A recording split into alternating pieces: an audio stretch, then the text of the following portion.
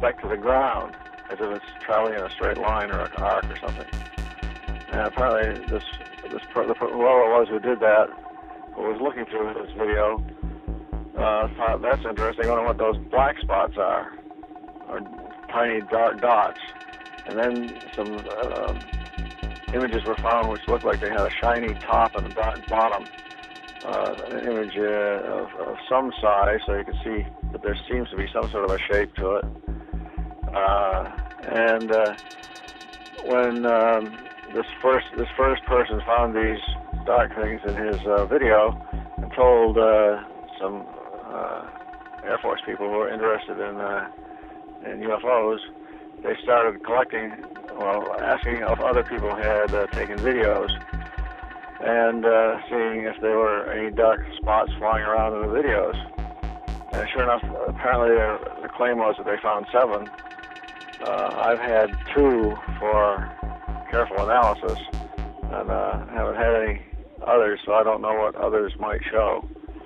But I know what these 2 show. And they're taken by people who are 2 men who are I don't know, about 30 feet apart, standing on the ground off to one side of the runway and videotaping these aircraft as they flew overhead, a whole series of aircraft. There was one type of aircraft that were part of a flying team that was the first aircraft to go over in this air show. And these 2 people recorded the airplanes flying along. And then I guess they were looking at their videos later on and noticed that, again, they could see these dark spots apparently moving from frame to frame. One camera is running at 10 frames a second, the other camera is running at 25 frames a second. I had hoped, as I believe everybody else had hoped, that the claim that there were 7 videos implied that there ought to be at least 2 videos showing the same thing at the same time, with a spacing between the videos, that is, the 2 cameras separated by some tens of feet, so it would be possible to do what's called a triangulation.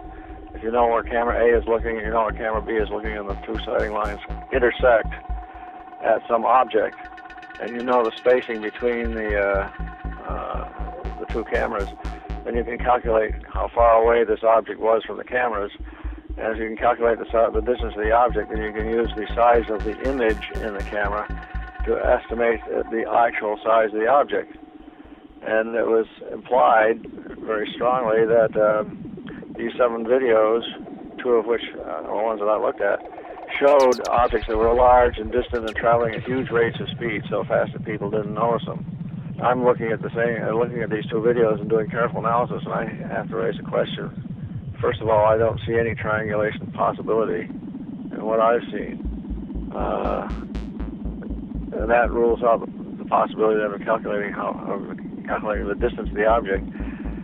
So if you don't know the distance, an image of a small object close to the camera can produce the same image as a big object a long distance away.